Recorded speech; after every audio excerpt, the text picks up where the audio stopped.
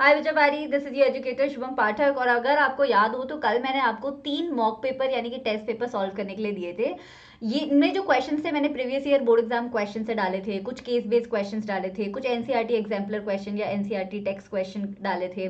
Right, ये मैंने बनाए थे, ये तीनों के तीनों टेस्ट पेपर्स, और ये मैंने आपको दिए थे कल खुद से सॉल्व करने के लिए। आई होप आपने खुद से किए थे। नहीं किए थे तो आज मैं इसका सोल्यूशन करा रही हूँ, सोल्यूशन के साथ साथ एक्सप्लेनेशन भी कराने वाली हूँ। होपफुली इसके बाद आपको और क्वेश्चंस लगाने की जरूरत नहीं पड़ेगी, बट अगर जरूरत लगे तो खुद से जरूर लगाना क्वेश्चंस। एनीवे, पहला टेस्ट पेपर 2 मार्क्स के क्वेश्चन के सेक्शन ए से स्टार्ट करते हैं। बच्चा इसमें केमिस्ट्री और बायोलॉजी के क्वेश्चंस हैं। फिजिक्स में पढ़ाती रही हूँ आपको तो फिजिक्स के क्वेश्चंस नहीं है, बट बायोलॉजी और केमिस्ट्री दोनों के क्वेश्चन है। Anyway, question number 1 is the number of the carbon compound is more than those formed by all other elements put together. Justify the statement by giving 2 reasons. जब हम carbon and compound पढ़ते हैं तो हम पढ़ते हैं कि कार्बन अकेले इतने सारे कंपाउंड बना लेता है जितने बाकी सारे एलिमेंट्स मिलके भी नहीं बना पाते हैं। इसीलिए कार्बन के लिए तो अलग ब्रांच ऑफ केमिस्ट्री चलती है जिसे ऑर्गेनिक केमिस्ट्री बोला जाता है। राइट, ऐसा क्यों है? जब भी क्वेश्चन आए ना कि कार्बन इतने सारे कंपाउंड्स या इतनी सारी अलग अलग एटम से, अलग अलग एलिमेंट से इंटरैक्शन क्यों रखता है, तो आपका आंसर सेम ही रहेगा। कार्बन की 2 प्रॉपर्टीज याद रखना, एक है कैटेनेशन और एक है आपका टेट्रावेलेंसी। ठीक है, अगर 2 मार्क्स में क्वेश्चन पूछा हुआ है तो बहुत ज्यादा लिखने की जरूरत नहीं है, आप छोटे छोटे पॉइंट्स में लिख सकते हो कि this is all because carbon has a self linking ability जिसे कैटेनेशन बोला जाता है, और ऑल्सो बिकॉज कि कार्बन का जो वैलेंसी है वो 4 है, तो 4 है तो ना तो वो आयनिक कंपाउंड बना सकता है, ना तो वो आदान कर सकता है इलेक्ट्रॉन्स का, ना तो वो प्रदान कर सकता है, यानी कि ना तो वो एक्सेप्ट कर सकता है इलेक्ट्रॉन, ना तो वो इलेक्ट्रॉन दे सकता है किसी अदर एटम को। राइट, तो वो शेयरिंग कर सकता है, और शेयरिंग से वो बहुत सारे एलिमेंट से बढ़िया तरीके से अपना कंपाउंड बनाता है। एंड थर्ड रीजन आप ये भी दे सकते हो कि देखो कार्बन का जो साइज है ना वो स्मॉल होता है, तो जब स्मॉल साइज है तो जो वो कोवलेंट बॉन्ड्स बनाता है वो काफी स्टेबल और काफी स्ट्रांग बनाता है। तो स्टेबिलिटी तो हर एलिमेंट को चाहिए नेचर में, तो जब वो कार्बन इतना अच्छा स्टेबल बॉन्ड बना रहा है तो बाकी एलिमेंट्स उसके साथ क्यों नहीं बनाएंगे ना बॉन्ड। तो ये 3 रीजन हो गए, इसमें से कोई 2 लिखने हैं क्योंकि 2 मार्क का क्वेश्चन है। आगे चलते हैं। Inert gases are placed in a separate group in modern periodic table. Question number 2 है, इसके 2 पार्ट्स हैं। क्वेश्चन एक स्टेटमेंट है कि इनर्ट गैसेस जो है, नोबल गैसेस जो हैं, उन्हें एक सेपरेट ग्रुप में डाला जाता है मॉडर्न पीरियोडिक टेबल में। क्वेश्चन नंबर ए बोल रहा है how many valence electron do most of them have, और क्वेश्चन नंबर बी बोल रहा है व्हाई आर दे अनरिएक्टिव। पहली बात, इनर्ट गैसेस और नोबल गैसेस को अलग से क्यों प्लेस किया जाता है मॉडर्न पीरियोडिक टेबल में, क्योंकि उनमें वैलेंस इलेक्ट्रॉन्स या तो 2 होते हैं या 8 होते हैं, और वो अनरिएक्टिव इसलिए होते हैं बच्चा, देखो रिएक्शन तो तब करोगे ना जब आपको स्टेबिलिटी अटेन करनी होगी। इनर्ट गैसेस का तो जो आउटर मोस्ट शेल है वो कंप्लीट होता है। अगर हीलियम की बात करें तो आउटर मोस्ट शेल में उसमें 2 इलेक्ट्रॉन होते हैं क्योंकि एक ही शेल है, और बाकी इनर्ट गैसेस की बात करें तो सबका ऑक्टेट कंप्लीट होता है आखिरी वाले आउटर मोस्ट इलेक्ट्रॉनिक शेल में। तो जब स्टेबिलिटी ऑलरेडी है तो स्टेबिलिटी अटेन करने की क्यों कोशिश करेंगे, इसीलिए वो थोड़े अनरिएक्टिव होते हैं, थोड़े क्या काफी अनरिएक्टिव होते हैं। आगे चलते हैं। Create a terrestrial food chain depicting 4 tropic levels. Why do we not find food chains of more than 4 tropic level?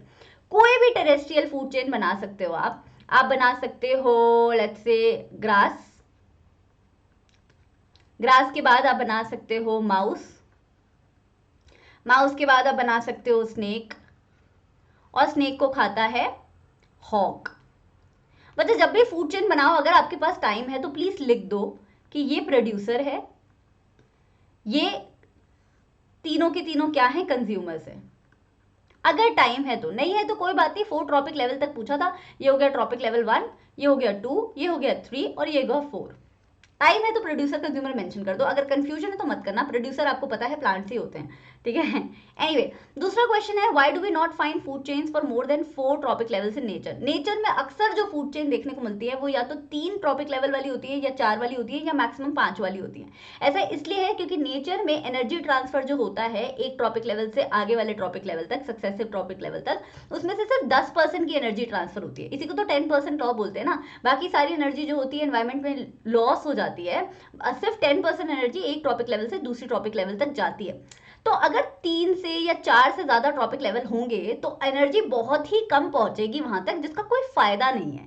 So we it is not very sustainable to have a food chain with more than 4 trophic level. फिर भी कुछ कुछ मिल जाती है but mostly नहीं होती है। So English में कैसे लिखेंगे, this is only because the nature follows 10% energy law. So 10% of energy is transferred to the next tropic level from the initial tropic level. Hence, not much energy is left for further transfer after the fourth tropic level. This is also known as 10% law. यानी कि grass के पास जितनी energy है उसका 10% जाएगा mouse के पास, mouse के पास जितनी एनर्जी है उसका 10% जाएगा स्नेक के पास, स्नेक के पास जितनी एनर्जी है उसका 10% जाएगा हॉक के पास. तो कितनी कम होती जा रही है ना logic. Next, in the given figure name the parts marked from 1 to 6. बहुत ही अच्छा क्वेश्चन लगता है. अगर आपने डायग्राम्स की प्रैक्टिस अच्छी की हुई है ऐसे क्वेश्चन में फ्री के नंबर है. Differentiate between self pollination and cross pollination. पहले लेबलिंग कर लेते हैं फिर हम चलते हैं क्वेश्चन नंबर बी पे. किससे स्टार्ट करें? थर्ड से ही स्टार्ट कर देते हैं. ऊपर ऊपर दिख रहा है, रुको मैं पेन का कलर चेंज कर दूं ना, रेड ज्यादा दिखेगा यहाँ पे. थर्ड है आपका बच्चा पेटल. कलरफुल पार्ट होता है ना जो इंसेक्ट्स को अट्रैक्ट करने के लिए बनता है, पॉलिनेशन के लिए बनता है, दैट इज पेटल. यहाँ पे 1 जो लिखा है वो आप देखोगे तो फिलामेंट के ऊपर ये बाइलोब स्ट्रक्चर टाइप दिख रहा है, इसको बोलते हो आप एंथर. तो first is anther. Second is बच्चा फिलामेंट, स्टॉक लाइक स्ट्रक्चर, स्टेबन का जो पार्ट होता है.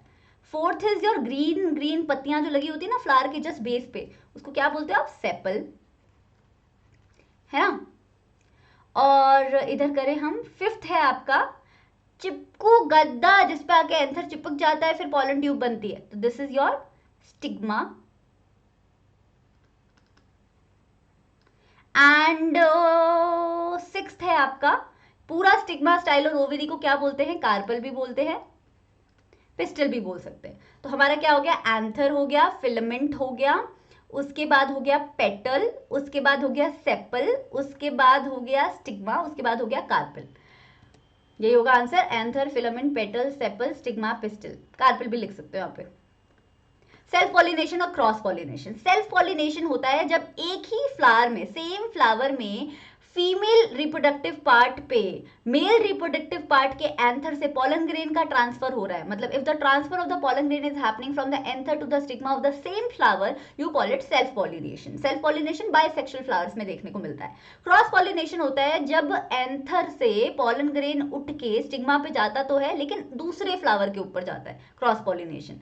सेल्फ पॉलिनेशन के लिए कोई एक्सटर्नल एजेंट्स की ज्यादातर जरूरत नहीं पड़ती है. क्रॉस पॉलिनेशन के लिए पड़ जाती है क्योंकि आपको दूसरे फूल पे जाना है तो आपको कोई ना कोई एक्सटर्नल एजेंट चाहिए. This external agent can be biotic also, abiotic also. Wind भी हो सकती है, वाटर भी हो सकता है, इंसेक्ट भी हो सकता है, कोई भी हो सकता है. चलिए, थैंक गॉड, मुझे लगा क्वेश्चन ही नहीं था. Anyway, using the part of the periodic table given below answer the question that follows. ये आपको एक पीरियोडिक टेबल दे रखा है, आपको आंसर बताना है. आपको इलेक्ट्रॉनिक कॉन्फ़िगरेशन बतानी है एन की और पी की. अभी इतना तो इलेक्ट्रॉनिक कॉन्फ़िगरेशन हमें आना ही चाहिए, इतना तो हमें पीरियोडिक टेबल समझ आना ही चाहिए. एन क्या है? नाइट्रोजन. और पी क्या है? फॉस्फोरस, है ना. और फिर क्वेश्चन नंबर बी बोल रहा है state one property common to fluorine and chlorine. Fluorine और क्लोरीन की वन प्रॉपर्टी बता. रुको मैं यहाँ पे ना इलेक्ट्रॉनिक कॉन्फ़िगरेशन आपको बना के दिखा देती हूँ. पहले हम किससे स्टार्ट करें? नाइट्रोजन से स्टार्ट करें.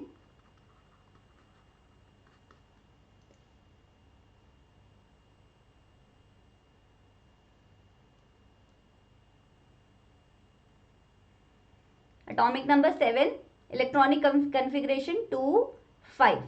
फिर दूसरा है फॉस्फोरस. फॉस्फोरस का एटॉमिक नंबर 15, इलेक्ट्रॉनिक कॉन्फ़िगरेशन 2, 8, 5. दोनों सेम ग्रुप को बिलोंग करते हैं. सेम ग्रुप को बिलोंग करते हैं तो वैलेंसी क्या है? सेम. वैलेंसी आप देख रहे हो 4 से ऊपर यहाँ पे वैलेंस इलेक्ट्रॉन है तो वैलेंसी कैसे निकालेंगे? 8 - 5 = 3. 3 इसकी वैलेंसी भी और 3 इसकी वैलेंसी भी. 3 इलेक्ट्रॉन्स नाइट्रोजन को भी गेन करना पसंद है, 3 इलेक्ट्रॉन फॉस्फोरस को भी गेन करना पसंद है. Anyway, second question, state one property common to fluorine and chlorine. Fluorine का एटॉमिक नंबर 9. 9 की कॉन्फ़िगरेशन कैसे बनेगी? 2, 7. क्लोरीन का एटॉमिक नंबर 17. ओ सॉरी, क्लोरीन लिखना था यहाँ पे. ओहो, इलेक्ट्रॉनिक कॉन्फ़िगरेशन कैसे बनेगी? 2, 8, 7. Right. Both have 7 electrons in the valence shell. They are highly reactive. 7 electron है मतलब उनको कितनी तेजी है ना अपना ऑक्टेट कंप्लीट करने के लिए. तो they are very reactive. Both fluorine and chlorine are very very super reactive because उनके पास ऑलरेडी 7 इलेक्ट्रॉन है. एक इलेक्ट्रॉन और बढ़ जाएगा तो उनका ऑक्टेट हो जाएगा कंप्लीट। तो they are highly reactive and are present in the form of gases at room temperature. इसमें से कोई भी एक फीचर भी आप लिख सकते थे, ठीक है। नेक्स्ट इज बच्चा, if we cross pure breed tall dominant pea plant with pure breed dwarf यानी कि recessive pea plant, already mention है कि टॉलनेस एक डोमिनेंट ट्रेट है और डॉफनेस रिसेसिव ट्रेट है, और पी प्लांट की प्योर वैरायटीज मांगी हुई हैं, तो हमें F2 जनरेशन जो मिलेगी, if we cross we will get the pea plants of F2 generation. If we now self cross the pea plant of F1 generation, then we obtain the pea plant. I think यहाँ पे ना F1 आना था। Pure जब हम करेंगे तो F1 generation आएगी ना क्रॉस पॉलिनेशन से, और फिर सेल्फ पॉलिनेट करेंगे तो F2 जनरेशन आएगी। What do the plants of the F1 generation look like? आपने ये इतनी बार किया हुआ है, अभी तो आपको ये याद हो गया होगा ये रेशियो, लेकिन फिर भी मैं बना के दिखा देती हूँ। वो कह रहे हैं कि एक आपने प्योर वैरायटी टॉल प्लांट लिया, एक आपने प्योर वैरायटी शॉर्ट प्लांट लिया, दोनों को क्रॉस कराया, तो कैसे बनेगा पुन्नेट स्क्वायर? इस तरीके का बनेगा कुछ, बहुत ही गंदे डायग्राम बनाती हूँ मैं, बहुत ही गंदे। तो ये हो गई आपकी F1 जनरेशन बच्चा। अभी F2 जनरेशन में क्या करोगे? F1 जनरेशन की प्रोजेनीज को सेल्फ पॉलिनेट कराओगे।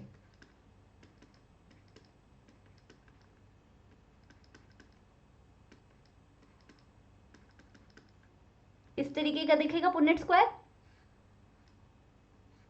अब क्वेश्चन में क्या पूछा है? What do the plants of F1 generation look like? Look like पूछा है, तो मतलब नेकेड आई से आप फिजिकल फीचर्स ही तो देख पाओगे ना, तो आपसे फिनोटिपिक रेशियो पूछा है। ये क्वेश्चन का आपको सेंस समझ आ जाना चाहिए। F1 जनरेशन का फिनोटिपिक रेशियो क्या है? फिनोटिपिक क्या मतलब? फिनोटाइप तो एक ही है F1 जनरेशन में कि सारे के सारे क्या होंगे? टॉल प्लांट्स होंगे, है ना। क्वेश्चन नंबर 2 पूछ रहा है कि state the phenotypic ratio of the tall plants to dwarf plants in F2 generation.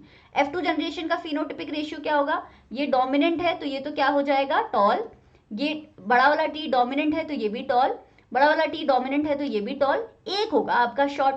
तो phenotypic ratio in F2 generation would be 3:1 and progenies will look like tall plants in the F1 generation. That's your answer. Punnett square आप बना के देख सकते थे अपने लिए sure होने के लिए, बट 2 मार्क्स के क्वेश्चन में पुन्नेट स्क्वायर बना के आने की जरूरत अपने को नहीं है बिल्कुल भी, ठीक है। नेक्स्ट सेक्शन बी की तरफ चलते हैं, 3 मार्क के क्वेश्चन करते हैं। पहला क्वेश्चन है, 2 element x and y have atomic number 12 and 16 respectively. To which period of the modern periodic table do these elements belong? कैसे निकालते हैं बच्चा कि कौन से पीरियड को बिलोंग करते हैं और कौन से ग्रुप को बिलोंग करते हैं? इलेक्ट्रॉनिक कॉन्फ़िगरेशन देख के निकाला जाता है। जैसे ही आपको कोई भी एलिमेंट दिया जाए, उसका एटॉमिक नंबर अगर दिया हुआ है तो उसकी इलेक्ट्रॉनिक कॉन्फ़िगरेशन तुरंत लिख दो। जितने नंबर ऑफ शेल होंगे वही उसका पीरियड होगा, और जो वैलेंस इलेक्ट्रॉन होंगे उनके बेसिस पे आप ग्रुप निकालोगे। अगर वैलेंस इलेक्ट्रॉन 2 हैं या 2 से कम है तो वैलेंस इलेक्ट्रॉन के इक्विवेलेंट क्या हो जाएगा? ग्रुप हो जाएगा। अगर वैलेंस इलेक्ट्रॉन 2 से ज्यादा हैं तो आप क्या कर दोगे? 10 plus what ever number of valence electron is. नहीं आया समझ में? बताती हूँ। मान लो अटोमिक नंबर, चलो यहां स्पेस है, यहां बता देती हूँ। अटोमिक नंबर एक्स का क्या दिया हुआ है? 12। इलेक्ट्रॉनिक कॉन्फ़िगरेशन लिख दी जल्दी से, 2 8 2 है कि नहीं? वैलेंस इलेक्ट्रॉन कितने हो गए? 2। तो ग्रुप क्या हो गया? 2। पीरियड क्या हो गया? पीरियड डिपेंड करता है कितने शेल्स हैं, तो पीरियड क्या हो गया? 3। अब दूसरे एलिमेंट पे आते हैं। दूसरा एलिमेंट है y। y की इलेक्ट्रॉनिक कॉन्फ़िगरेशन कैसे बनाएंगे? 2 8 6। कभी कभी ना मैं सिंपल मैथ्स में बहुत गड़बड़ कर देती हूँ, आप मत करना। 2 8 6, तो पीरियड इसका भी 3 ही होगा क्योंकि इसमें भी 3 शेल्स हैं। लेकिन इसका ग्रुप कैसे निकालोगे बच्चा? 6 है, 6 2 से तो ऑब्वियसली ज्यादा है, तो 10 plus 6 would be 16th group, right. Now second question is what type of bond will be formed between them and Y? किस तरीके का बॉन्ड बनेगा बच्चा? आप देखो कि ऊपर वाले में एक्स के पास तो 2 वैलेंस इलेक्ट्रॉन है, 2 वैलेंस इलेक्ट्रॉन है तो वो झटपट 2 इलेक्ट्रॉन देने के लिए रेडी रहेगा ताकि उसका ऑक्टेट कंप्लीट हो जाए। और वाई के पास जो है 6 इलेक्ट्रॉन है तो वो 2 इलेक्ट्रॉन लेने के लिए तैयार रहेगा ताकि उसका ऑक्टेट कंप्लीट हो जाए। ऐसे में उनमें कौन सा बॉन्ड बनेगा? ऐसे में उनमें बॉन्ड बनेगा आपका आयनिक बॉन्ड। आयनिक बॉन्ड आदान प्रदान से बनता है ना, अगर शेयरिंग से बनता होता तो क्या होता? कोवलेंट बॉन्ड होता है ना। अच्छा ये बताओ कि 12 एटॉमिक नंबर वाला एक्चुअली एलिमेंट होता क्या है? इतना तो सबको पता है अभी तक, मैग्नीशियम होता है। और 16 वाला कौन सा होता है बच्चा? 16 वाला होता है आपका सल्फर। तो एक्चुअली में जो बॉन्ड बनेगा और जो कंपाउंड बनेगा वो क्या होगा? Magnesium sulphide, right? तो दिस इज द आंसर। चलो मैच कर लेते हैं एक बार आंसर।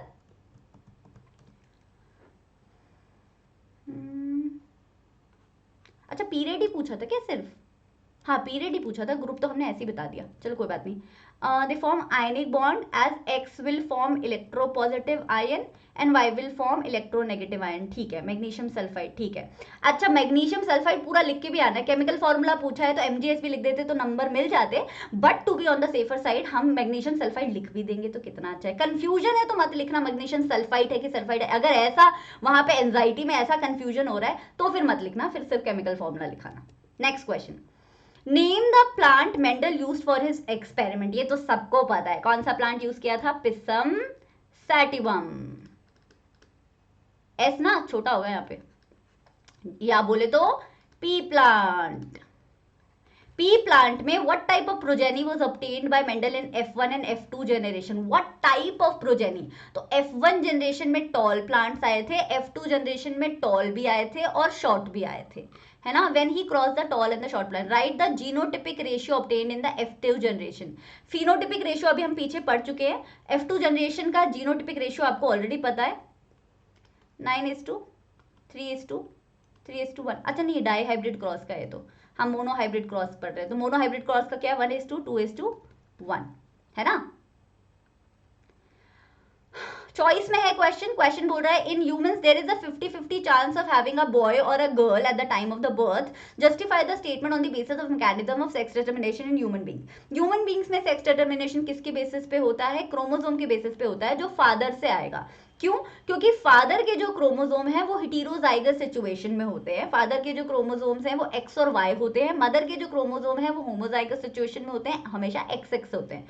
तो फादर के क्रोमोसोम डिसाइड करेंगे कि बेबी में क्या आएगा। जब गमीट फॉर्मेशन होती है तो मदर के तो गमीट्स कैसे बनेंगे? मदर के गमीट ऐसे ही बनेंगे, लेकिन फादर के गमीट्स कैसे बनेंगे बच्चा? फादर के गमीट ऐसे भी बन सकते हैं और फादर के गमीट ऐसे भी बन सकते हैं। तो मदर से तो हमेशा एक्स एक्स आएगा, लेकिन फादर से या तो एक्स आ सकता है या वाई आ सकता है।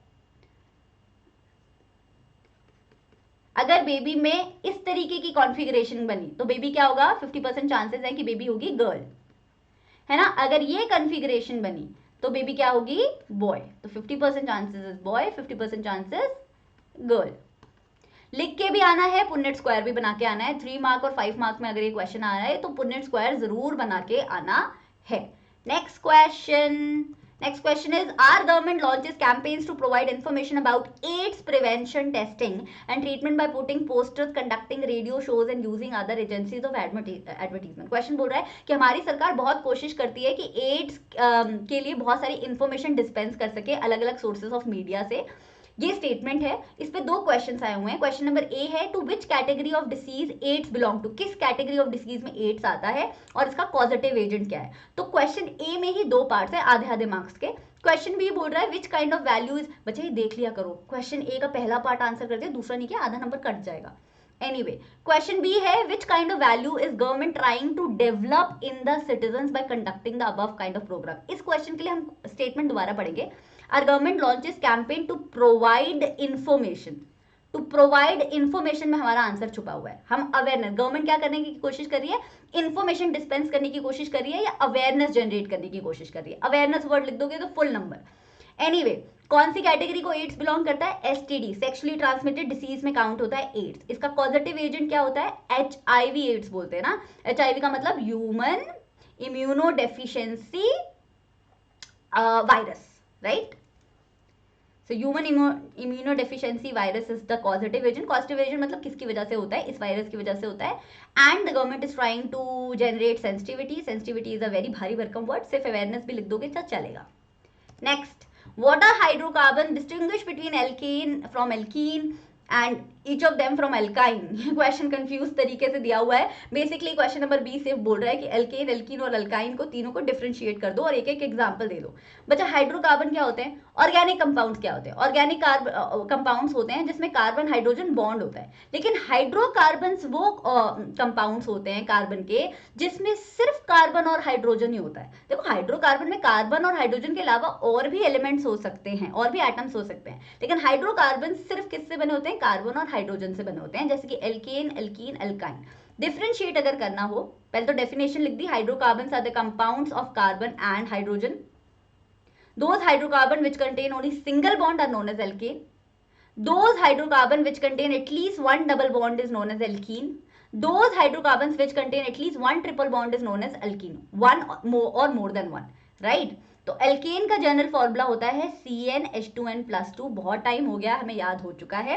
एल्कीन का होता है CnH2n। एल्काइन का होता है CnH2n-2। एक एग्जांपल देना है, सिंपल सा एग्जांपल दे सकते हो, n को रिप्लेस कर दो 1 से। एल्केन में l को 1 से रिप्लेस करोगे तो क्या आएगा? C1H2 × 1+2 यानी कि CH4।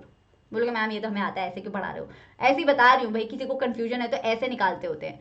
इसी तरीके से एल्कीन बनेगा C2H4 जो सिंपलेस्ट एल्कीन है, और एल्काइन बनेगा सिंपलेस्ट आपका C2H2। अब बोलोगे मैम यहाँ तो मीथेन बन रहा था, यहाँ मीथेन और मिथाइन क्यों नहीं बन रहा था? क्योंकि बच्चा डबल बॉन्ड होने के लिए एटलीस्ट 2 कार्बन होने तो जरूरी है ना, 2 कार्बन होने तो जरूरी है।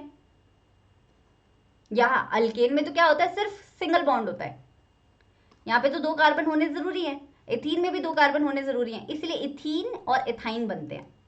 नेक्स्ट सेक्शन 4 पे चलते, सेक्शन सी पे चलते हैं, जहां 4 मार्क के क्वेश्चंस हैं।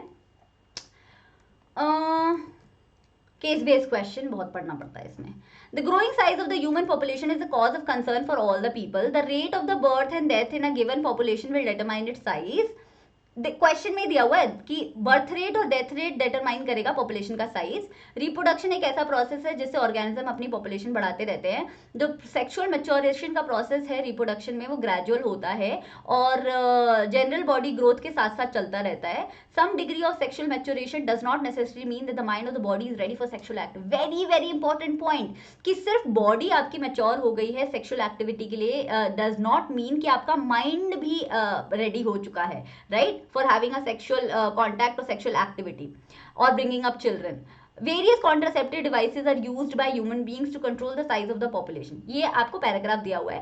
पहला क्वेश्चन है list any 2 common science of sexual maturation in boys and girls. अलग अलग नहीं पूछे हैं, कॉमन साइंस पूछे हैं जो दोनों में सेम होते हैं। तो आप इसमें लिख सकते हो प्यूबिक हेयर की डेवलपमेंट दोनों में होती है बॉयज और गर्ल्स, आर्मपिट में हेयर की डेवलपमेंट दोनों में होती है, चेंज इन वॉइस दोनों में होता है। दोनों में वॉइस चेंज अलग अलग होता है, एक में कोर्स हो जाता है, एक में श्रिल हो जाता है, लेकिन change in voice is definitely common. ठीक है, ऐसे और भी हैं, आप लिख सकते हो। Then second question is what is the result of reckless female foeticide. Female foeticide क्या होता है कि जब प्रेगनेंसी होती है, अभी बेबी डिलीवर नहीं हुआ होता है लेकिन प्रेगनेंसी होती है, तो क्या किया जाता है कि फीटस का सेक्स डिटरमाइन करवाया जाता है, जो हमारी कंट्री में बाय द वे इलीगल है। इलीगल तरीके से सेक्स डिटरमाइन कराया जाता है, and because of the ongoing patriarchy and you know social stigma, अगर बेबी फीटस गर्ल होता है, उसका सेक्स गर्ल होता है, तो उसे अबॉर्ट करा दिया जाता है। इसी को फीमेल फीटिसाइड कहते हैं। अगर रेकलेस तरीके से फीमेल फीटिसाइड होता रहेगा तो क्या होगा? लड़कियों की पॉपुलेशन जो है लड़कों से बहुत कम हो जाएगी, सेक्स रेशियो बहुत डिप कर लेगा, है कि नहीं? अब नॉर्मल तरीके की सोसाइटी दिखेगी, लड़के ही लड़के दिखेंगे, लड़कियां दिखेंगी नहीं, which is very abnormal. That is what will happen. C बोल रहा है, question number C, which contraceptive method changes the hormonal balance of the body. 3 होते हैं मेजर मेथड, बैरियर मेथड होता है, सर्जिकल मेथड होता है, केमिकल मेथड होता है। तो जो केमिकल मेथड है ना, जिसमें ओरल पिल्स ली जाती हैं या वजाइनल पिल्स ली जाती हैं, यूजुअली वो जो ओरल पिल्स हैं वो हार्मोनल बैलेंस बॉडी का खराब कर देती हैं या थोड़ा ऊपर नीचे कर देती हैं। अच्छा, अब देखो इसमें ना ऑप्शन नंबर सी में सिर्फ चॉइस है। ऐसे क्वेश्चन को ध्यान से देखना चाहिए। बच्चे क्या करते हैं, कभी कभी सिर्फ ये वाला क्वेश्चन अटेम्प्ट करके आ जाते हैं, वो बोलते हैं चॉइस आई तो थी, चॉइस सिर्फ क्वेश्चन नंबर 3 में आई है, सी में ए और बी कंपल्सरी है। एनीवे, क्वेश्चन बोल रहा है write 2 factor that determine the size of the population. तो फ्री का क्वेश्चन है, अभी मैंने बताया बर्थ रेट और डेथ रेट डिफाइन करेगा पॉपुलेशन। आंसर देखें, pubic hair, hair under armpits, change in voice, lower sex ratio हो जाएगा, ओरल पिल से हार्मोनल इम्बैलेंस होता है, बर्थ रेट और डेथ रेट से पॉपुलेशन डिफाइन होती है। नेक्स्ट, मॉक पेपर 2 पे आ गए हम, congratulations. Mock paper 2 section number 8 2 mark question. पहला क्वेश्चन है state the modern periodic law. आएगा ही आएगा ये क्वेश्चन, किसी ना किसी फॉर्म में जरूर आएगा। मेंडलीव का पीरियोडिक लॉ भी आएगा और मॉडर्न का पीरियोडिक लॉ भी आएगा किसी ना किसी सेट में। Anyway, how many periods and groups are present in the modern periodic table. ये तो रट लो, इसमें कुछ नहीं समझना है, ये पूरा क्वेश्चन ऐसा है जिसको रटना है। मॉडर्न पीरियोडिक लॉ क्या कहता है? मॉडर्न पीरियोडिक लॉ कहता है कि जो प्रॉपर्टीज है एलिमेंट्स की, जब आप उन्हें क्लासिफाई करते हो on the basis of atomic number, तो जो प्रॉपर्टीज हैं एलिमेंट्स की वो एक पीरियोडिक फंक्शन बन जाती है, मतलब उसमें कुछ ट्रेंड देखने को मिलते हैं। तो इसे कैसे पुट करते हैं हम एक सेंटेंस में बहुत अच्छी तरीके से, the properties of elements are a periodic function of their atomic number. Problem क्या थी आपके मेंडलीव वाले में? क्या प्रॉब्लम थी? उसने एटॉमिक नंबर के बेसिस पे क्लासिफाई नहीं किया हुआ था, उसने एटॉमिक मास के बेसिस पे क्लासिफाई किया हुआ था, है ना। यही एक चीज जो है गेम चेंज कर दी थी इसने न्यू मॉडर्न पीरियोडिक लॉ में। एनीवे, सेकंड क्वेश्चन पूछ रहा है कि कितने पीरियड्स है हमारे पास बच्चा। जो वर्टिकल कॉलम्स होते हैं उन्हें आप ग्रुप्स बोलते हो, जो हॉरिजॉन्टल रोज होते हैं उन्हें पीरियड बोलते हो। तो वर्टिकल कॉलम है हमारे पास 18, तो 18 ग्रुप है और 7 है हमारे पास पीरियड्स। कूल, रट लो। Next, A student observed a permanent slide showing asexual reproduction। देखो कितना अच्छा क्वेश्चन है। एक स्टूडेंट ने उसके नीचे इलेक्ट्रॉन माइक्रोस्कोप, इलेक्ट्रॉन में नहीं माइक्रोस्कोप के नीचे एक स्लाइड देखी जिसमें उसे एसेक्सुअल मोड ऑफ रिप्रोडक्शन दिखा ईस्ट में। अब उसका डायग्राम बना दो। पहली बात तो पता होना चाहिए कि ईस्ट में क्या होता है, कौन से तरीके का एसेक्सुअल मोड ऑफ रिप्रोडक्शन होता है। बडिंग होती है, बडिंग नहीं पता होगा तो बनाओगे क्या। इस तरीके की दिखती है बडिंग ईस्ट में। ईस्ट का सेल होता है, एक स्पेसिफिक साइड से बड निकल जाती है, बड जो है मैच्योर होने लगती है, उसी मैच्योर बड पे एक और बड निकल जाती है, एक और बड निकल जाती है, तो चेन ऑफ बर्ड्स निकल जाते हैं। हाइड्रा में ऐसा नहीं होता है, हाइड्रा में एक बड होती है, वो मैच्योर हो जाती है और पेरेंट ऑर्गेनिज्म की बॉडी से कट जाती है। लेकिन ईस्ट में आपकी बडिंग में चेन ऑफ बर्ड्स भी देखने को मिलता है। Next question, variations are important for the survival of species over time, justify this statement with reason. एक सेकेंड,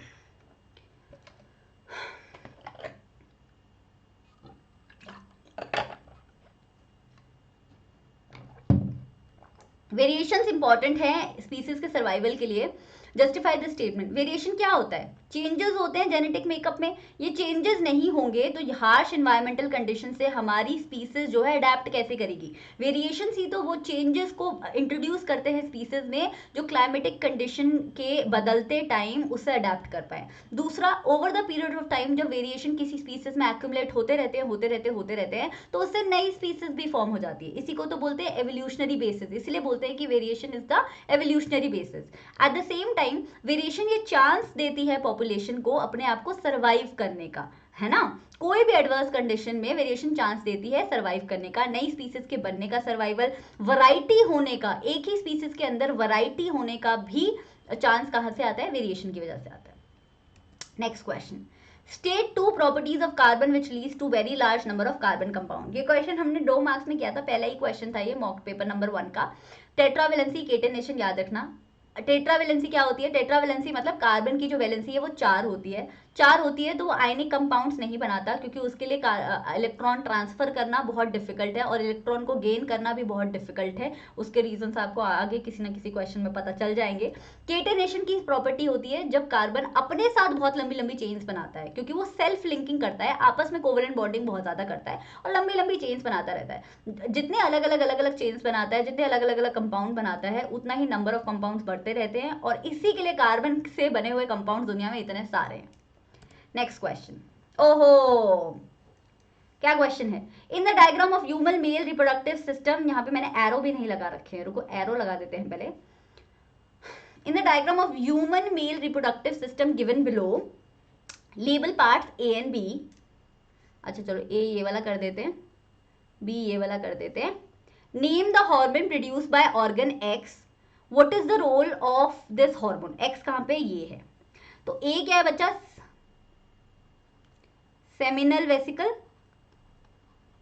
सेमिनल वेसिकल का क्या काम होता है? पढ़ाया था तुम्हें। सेमिनल वेसिकल का काम होता है सेमिनल फ्लूइड को सिक्रीट करना, जो नरिशमेंट प्रोवाइड करेगा स्पर्म को और मोटिलिटी भी देगा।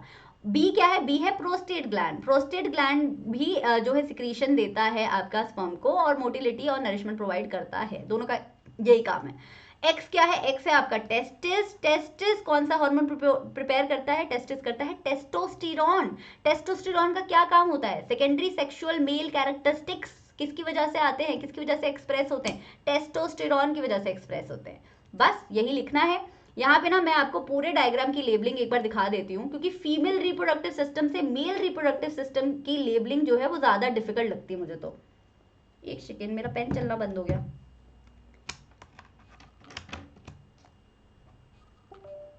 खराब हो गया पेन टैबलेट। एनीवे, ये है आपका टेस्टिस।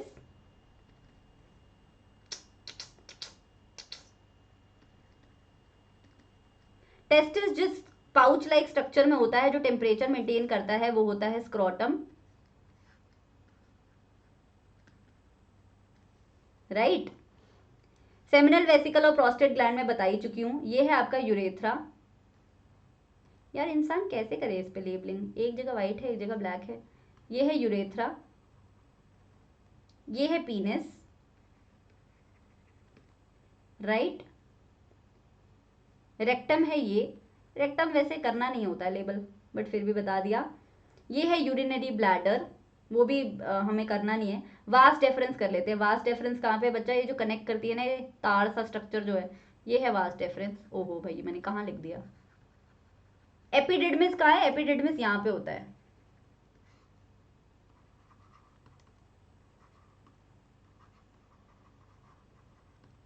राइट। तो एपिडेडमिस हो गया, टेस्टिस हो गया, स्क्रोटम हो गया, पीनिस हो गया, यूरेथ्रा हो गया, वास्ट डिफरेंस हो गया, सेमिनल वेसिकल बता ही दिया, प्रोस्टेट ग्लैंड बता ही दिया। हाँ बस इतना ही होता है लेबलिंग में, बाकी सब मुंह माया है।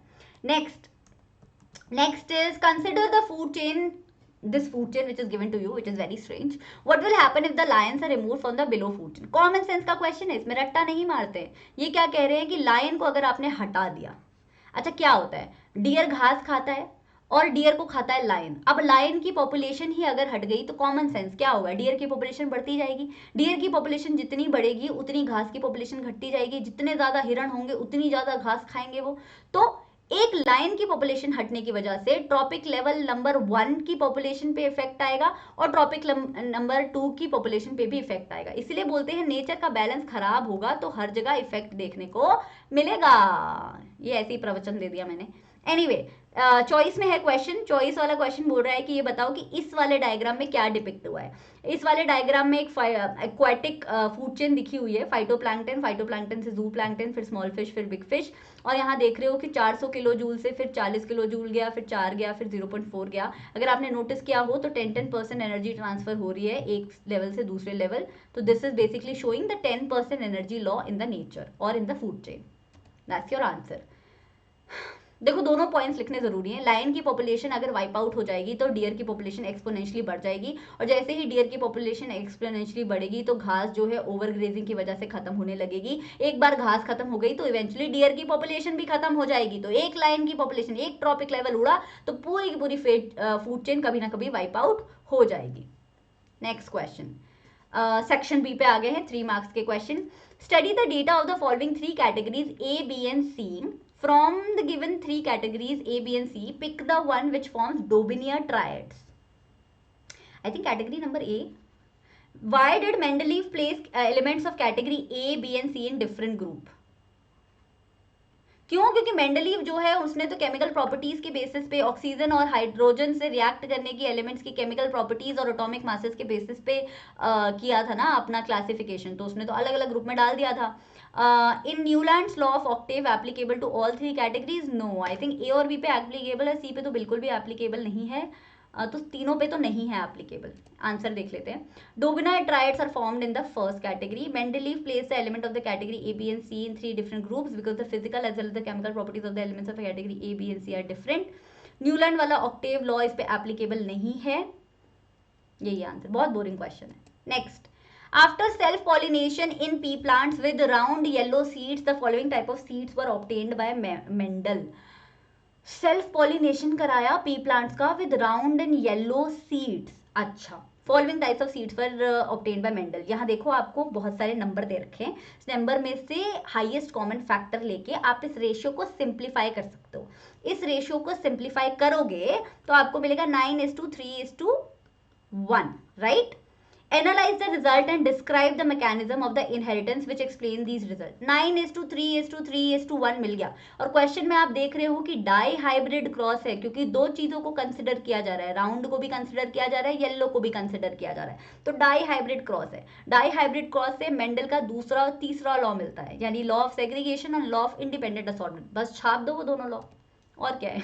The ratio obtained is 9:3:3:1 in which parental as well as new combinants are observed. Obviously this indicates, ये इंडिकेट करता है, डाई हाइब्रिड रेशियो इंडिकेट करता है कि प्लांट्स जो हैं, ऑब्वियसली फिनोटिपिक रेशियो है, प्लांट्स जो होते हैं, प्लांट्स क्या मतलब, एक सेकेंड, लॉ ऑफ सेग्रीगेशन और लॉ ऑफ इंडिपेंडेंट असॉर्टमेंट। तो लॉ ऑफ सेग्रीगेशन ये बोलता है कि जब गमीट फॉर्मेशन होती है तो हर ट्रेट के एलीलिक पेयर होते हैं, हर ट्रेट के दो एलील्स होते हैं, एटलीस्ट दो डिफरेंट फॉर्म्स होते हैं ट्रेट के जिन्हें एलील बोला जाता है। तो एलीलिक पेयर में से कोई एक एलील जो है रैंडमली गमीट्स में जाता है, ये तो बोलता है law of segregation, that when gamete forms allelic pair get segregated and then they are transferred to the gametes. Law of independent assortment ये कहता है कि एक ट्रेट के अलील जैसे ट्रांसफर होंगे रैंडमली गमीट्स में, वो दूसरे पर्टिकुलर ट्रेट के अलील ट्रांसफर से लेना देना नहीं रखेगा। तो मतलब कि हर ट्रेट के हर अलील के पास एक फेयर चांस होता है गमीट फॉर्मेशन में जाके चिपकने का, या गमीट्स में जाके अपने आप को रखने का। Every germ sale tax one chromosome from the pair of maternal and parental chromosome. और जब बाद में बेबी बनता है, ऑफस्प्रिंग बनता है, तो उसके पास दोनों एलील आते हैं, एक एलील एक मदर से आता है, एक एलील फादर से आता है, तो दोनों पेरेंट्स से दो एलील्स आते हैं। When two germ cells combine, segregation of one pair of the characters is independent of other. Basically law of segregation और law of इंडिपेंडेंट असॉर्टमेंट यहाँ पे लिखना था। आप ऐसे मेंशन भी कर सकते थे कि जो मैकेनिज्म यहाँ पे एक्सप्लेन कर रहा है वो जेनेटिक्स के लॉज है, law number 2 and law number 3, और फिर उसकी प्रॉपर डेफिनेशन भी लिख के आ सकते थे rather than making it in points. Next, ये क्वेश्चन बड़ा फेमस है। Plastic cups were used to serve tea in trains in the early days. बोल रहे कि पहले क्या होता था ना, ट्रेन में प्लास्टिक के कप में मिलती होती थी चाय, वो तो बिल्कुल ही टॉक्सिक होता था। फिर बाद में जो है उन्होंने, अच्छा प्लास्टिक में ये खास बात थी कि उसे आप बाद में धो के रीयूज कर सकते थे, लेकिन बाद में कुल्हड़ में मिलने लग गई चाय, फिर बाद में पेपर कप्स पे मिलने लग गई। ये क्या रीजन है? हमें क्या मजा आ रहा था प्लास्टिक के बाद कुल्हड़ पे शिफ्ट करने का और कुल्हड़ के बाद पेपर कप पे शिफ्ट करने का? नहीं, मजे नहीं आ रहे थे। प्रॉब्लम ये है कि प्लास्टिक रीयूज तो हो जाता था, लेकिन जो लोग चाय पीते थे उसमें से सारे लोग जो है उस चाय के कप को सही जगह फेंकते नहीं थे। प्लास्टिक के कप को लोग क्या कर देते थे, एनवायरमेंट में फेंक देते। चाय पी, चाय की खिड़की से कप फेंक दिया बाहर। अब कप बना हुआ है प्लास्टिक का, प्लास्टिक होता है नॉन बायोडिग्रेडेबल मटेरियल, वो एनवायरमेंट में अगर एक बार चला गया तो मिलियंस ऑफ ईयर्स लग जाएंगे उसे डिग्रेड होने में। चलो मिलियंस नहीं लगेंगे, थाउजेंड तो लग ही जाएंगे।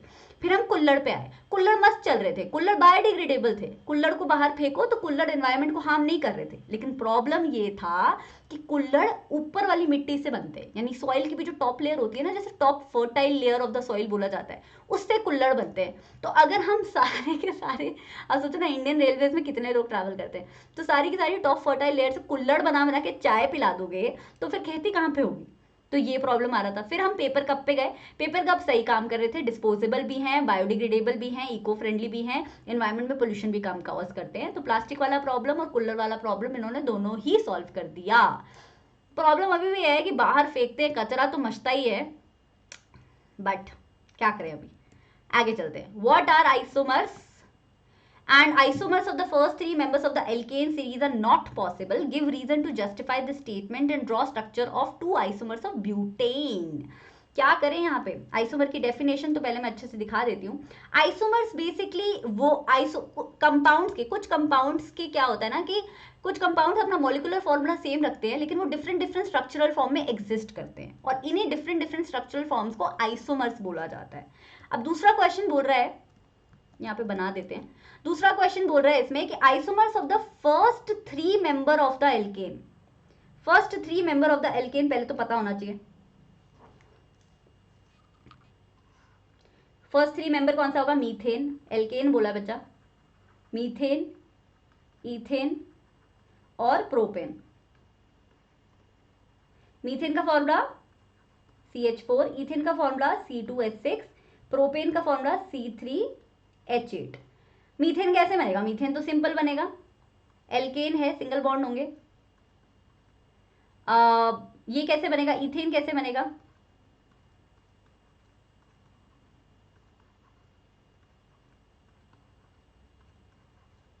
और आपका प्रोपेन कैसे बनेगा? पेन नहीं अटक जाता है।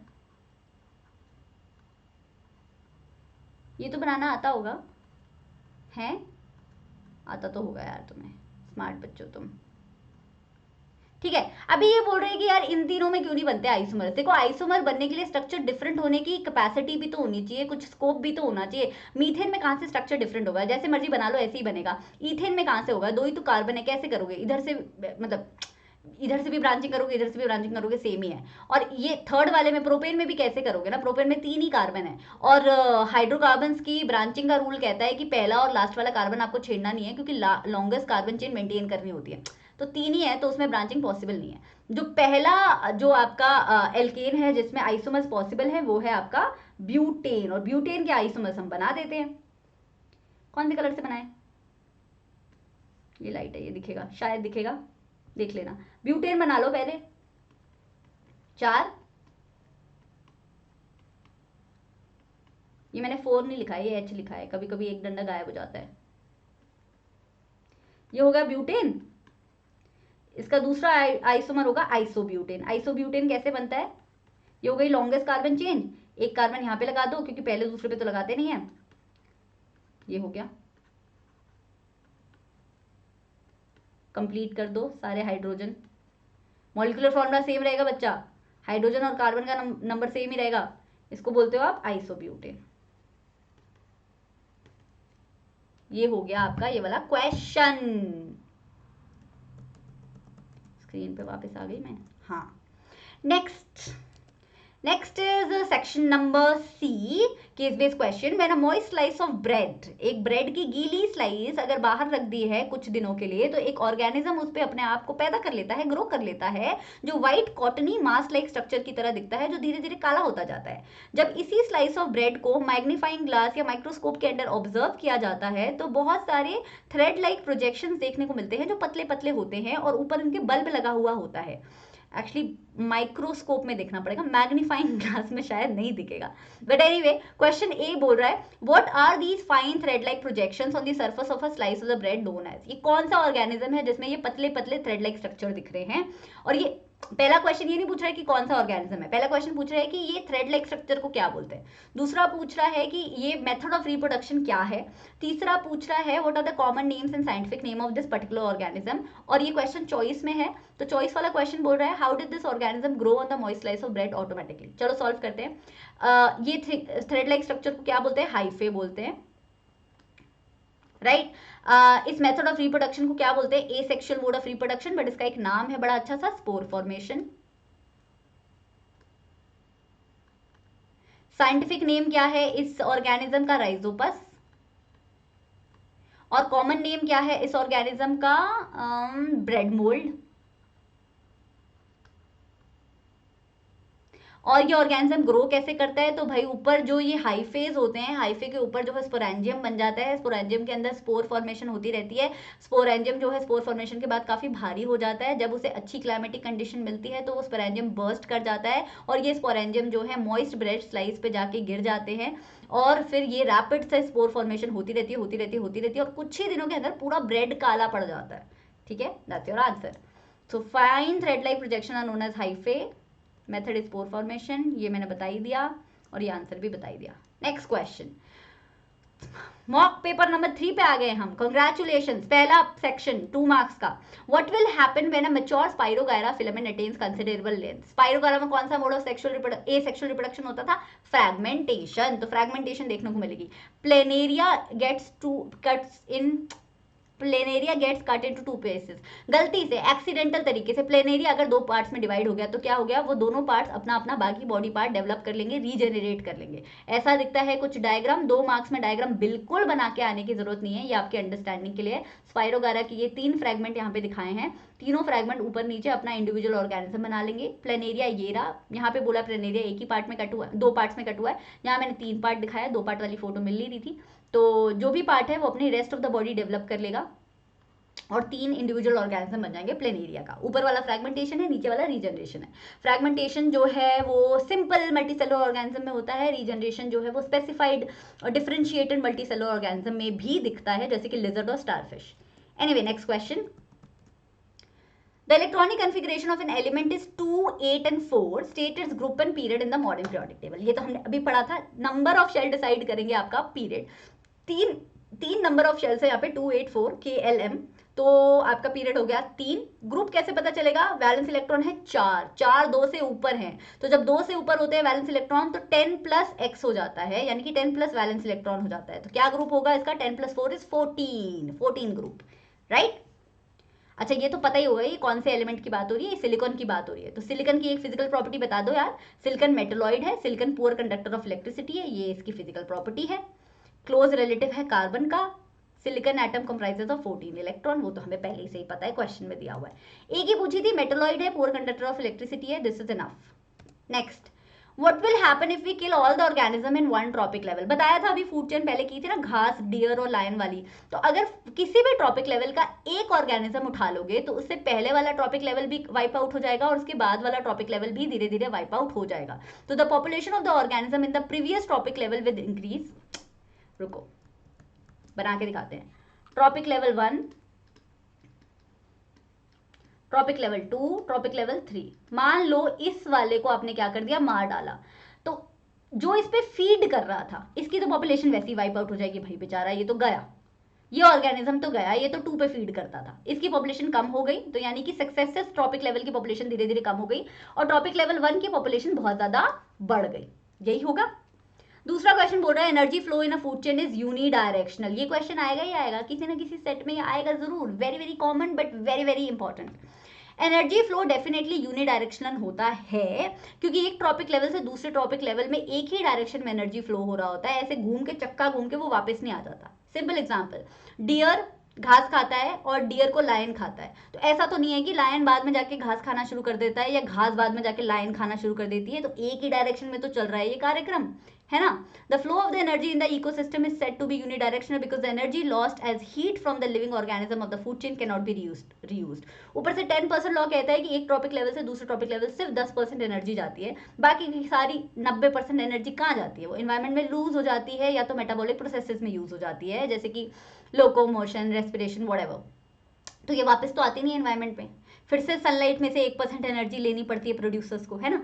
तो सनलाइट का अगर सोर्स खत्म हुआ तो ऐसा नहीं है कि एनवायरमेंट में एनर्जी बार बार हमें वापस मिल रही है. It is just one directional. Next, name the type of the bond. Very easy question. Name the type of the bond formed in ionic compounds and the compound formed by carbon. Ionic compounds में जो bond बनते हैं उन्हें आयनिक bonds बोला जाता है. आयनिक bonds का fancy नाम है इलेक्ट्रोवेलेंट बॉन्ड्स. कोवलेंट कंपाउंड में जो बॉन्ड्स बनते हैं वो कोवलेंट बॉन्ड्स बोला जाता है. कार्बन जो है पुअर कंडक्टर ऑफ इलेक्ट्रिसिटी क्यों है? क्योंकि इलेक्ट्रिसिटी के लिए चाहिए होते हैं फ्री इलेक्ट्रॉन. कार्बन में फ्री इलेक्ट्रॉन देखने को नहीं मिलते. कार्बन शेयरिंग कर करके अपने चारों बॉन्ड को कंप्लीट कर लेता है ना. तो फिर carbon poor conductor of electricity है. अच्छा, कार्बन क्यों बनाता है कोवलेंट कंपाउंड? ये क्वेश्चन मुझे कहीं दिख नहीं रहा तो मैं बता देती हूँ. देखो, अगर कार्बन 4 इलेक्ट्रॉन देगा तो देगा कैसे? 4 इलेक्ट्रॉन देने में बहुत एनर्जी लगती है, कार्बन अनस्टेबल हो जाएगा. 4 इलेक्ट्रॉन अगर लेगा तो उसके अंदर जो 6 प्रोटॉन प्रेजेंट हैं वो बेचारे झेलेंगे कैसे? 4 और इलेक्ट्रॉन को कैसे अट्रैक्ट करके रखेंगे, कैसे संभालेंगे? तो वो उसके लिए बहुत अनस्टेबल है, इलेक्ट्रॉन देना भी और इलेक्ट्रॉन लेना भी. तो वो बेचारा सोचता है कि शेयर ही कर लेते हैं ना, ये सही तो चल रहा है. Next, the sex of the children are determined by what they inherit from the father and not from the mother. Simple answer, father के क्रोमोसोम्स जो हैं वो हेटेरोजाइगस सिचुएशन में है, मदर के होमोजाइगस सिचुएशन में है. तो मदर में से तो सिर्फ एक ही तरीके के क्रोमोसोम आ सकते हैं सारे गमीट में, वो है एक्स. फादर में गमीट में या तो एक्स हो सकता है या वाई हो सकता है. वाई, फादर का वाई मदर के एक्स के साथ मिलेगा तो बेबी होगा बॉय. फादर का एक्स मदर के एक्स के साथ मिलेगा तो बेबी होगा गर्ल. सही बोला ना मैंने? एक्स और वाई बॉय, एक्स और एक्स गर्ल. यस, पुन्नेट स्क्वायर हम पीछे बना चुके हैं, सेम ही इसमें बनेगा. पुन्नेट स्क्वायर जरूर बना के आएंगे, लिख देती हूँ. Always make a Punnett square.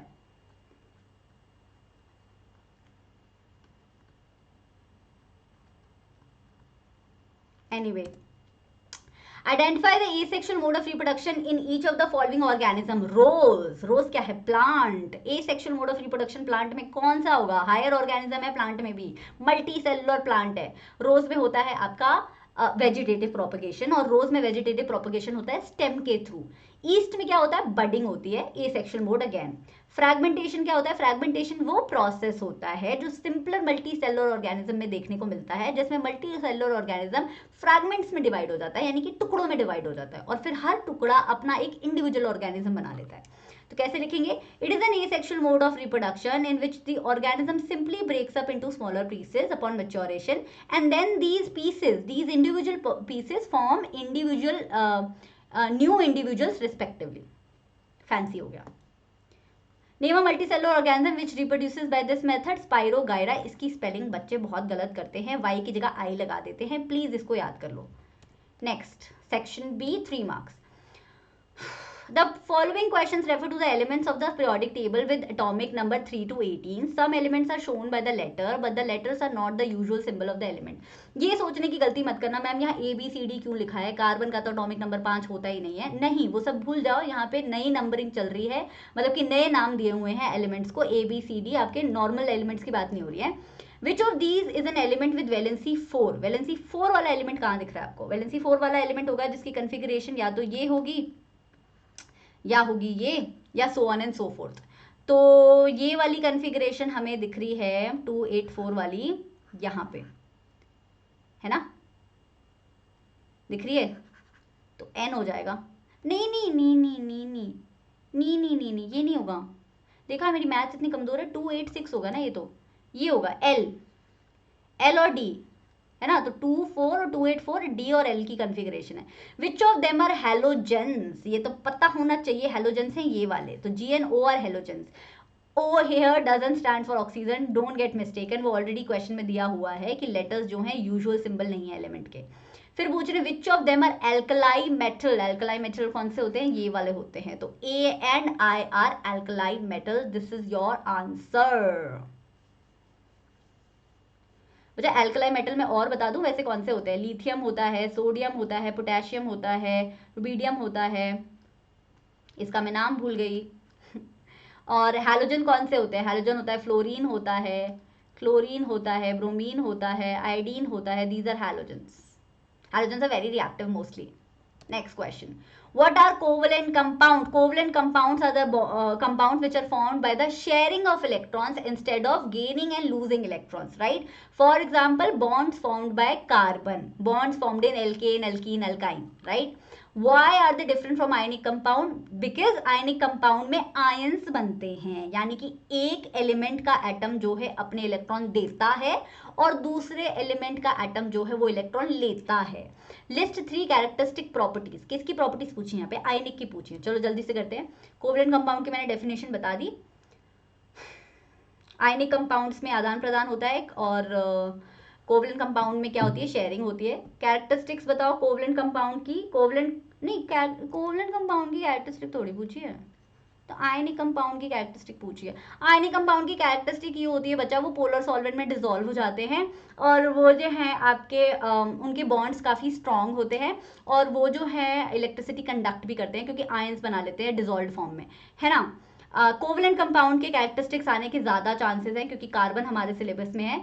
तो कार्बन, देखो कार्बन कोवलेंट कंपाउंड्स बनाता है, कोवलेंट कंपाउंड्स में पोलराइजेशन तो है नहीं, आयंस होंगे तो पोलराइजेशन होगा, तो पोलर कंपाउंड्स जो है पोलर सॉल्वेंट में डिसॉल्व होते हैं, लाइक डिसॉल्व लाइक का कॉन्सेप्ट होता है केमिस्ट्री में। तो क्योंकि कोवलेंट कंपाउंड पोलर है ही नहीं, तो वो पानी जैसे पोलर सॉल्वेंट्स में डिसॉल्व नहीं होता है, वो नॉन पोलर ऑर्गेनिक सॉल्वेंट में डिसॉल्व होता है covalent compounds. At the same time इनके मेल्टिंग पॉइंट और बॉइलिंग पॉइंट क्या है, लो ही होते हैं, कम ही होते हैं, और ये इलेक्ट्रिसिटी कंडक्ट नहीं करते क्योंकि यूजली फ्री इलेक्ट्रॉन्स इसमें होते नहीं है। Next question, how will you create an artificial aquatic ecosystem which is self sustainable?